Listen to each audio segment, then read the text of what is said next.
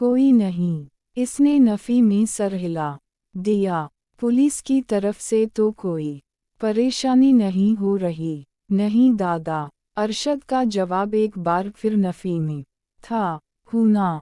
Glass में बची बकिया शराब एक सांस में हलक में अंडेलते हुए वो खड़ा हो गया। खाने का वक्त है, अरशद ने खड़े होते हुए पूछा। शुक्रिया। कबीर दादा बाहर चल पड़ा। अरशद ने भागकर दरवाज़ा खोला और भागकर इसके पीछे चलने लगा। चारों मुहाफिज भी इसे देखकर खड़े हो गए। तहखाने के दरवाजे तक अरशद उसके साथ गया था। पार्किंग में जाते ही इसकी नज़र सड़क पार करते ड्राइवर पर पड़ी। उसने हाथ में शापर पकड़ा हुआ था। एकदम उसके ज़हन में शाम की दावत का ख्याल आया। इसने डैशबोर्ड खोलकर बड़ी मालियत की नोटों की आधी गड्डी निकालकर जेब में डाल ली और प्लाजे की तरफ चल पड़ा। मुहाफिजों को वही ठहरने का कहा।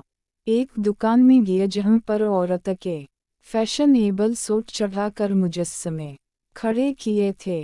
दुकान में दाखिल होते इसे ख्याल आया कि तनाविश का नाप तो उसे मालूम ही नहीं था, और जिस कस्म की वो लड़की थी यकीना उसने कभी रेडी मीट कपड़े खरीदे नहीं होंगे। वो मायूस होकर वापस मरने ही लगा था कि इसकी नज़र शोकीस के सामने खड़ी एक लड़की पर पड़ी। जसामत के लिहाज से वो तनाविश के बिल्कुल मुशाबह थी। सेल्समैन से किसी चीज़ की कीमत दरियाफ्त करके उसने अपना पर्स खोलकर अंदर नज़र दौड़ाई और मायूसी से सर हिलाकर दरवाजे की तरफ बढ़ी। काली कमीज के नीचे उसने नीले रंग की जीन्स पहनी हुई थी। बहन बात सुनो, कबीर दादा ने इससे झिझकते हुए मुखातिब हुआ। वो कबीर दादा से चंद कदम के फासले से गुजर रही थी। उसकी आवाज़ सुनते ही उसने हैरानी से पीछे मुड़कर देखा और किसी को मौजूद ना पा कर दोबारा कबीर दादा को देखते हुए इसने अपनी जानिब उंगली का इशारा करते हुए इस्तिफ़हामिया इशारा किया। हम आपसे मुखातिब हूँ। कबीर दादा ने इस बात में सर हिलाया। जी भाई। इस के करीब रुकते हुए वो मुस्तफसर हुई। अगर खफा ना हूँ तो एक छोटी सी मदद दरकार थी। जी भाई बोली।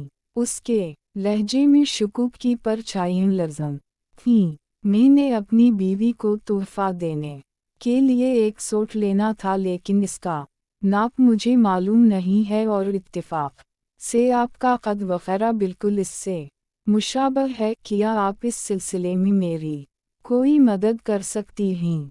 कॉल कर लो। इसने मशवरा देने में देर नहीं लगाई थी। वो हंसा।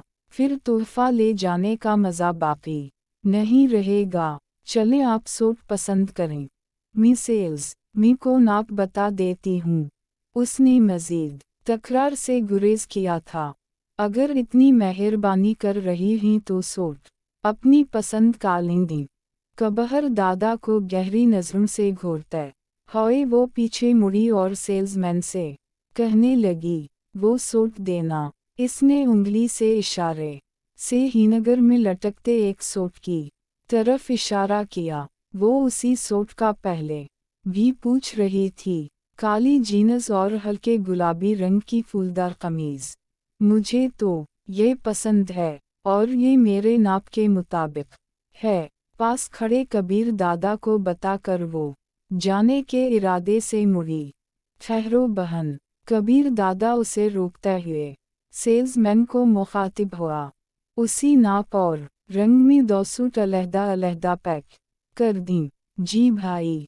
कबीर दादा के कुछ ना कहने पर वो पूछने लगी, 1 मिनट। कबीर दादा इसे बताए बगैर सेल्समैन की तरफ मुतवज्जह रहा। दोनों सूटों के पैक होते ही उसने एक पैकेट इस लड़की तरफ बढ़ाते हुए कहा, ये आपके लिए।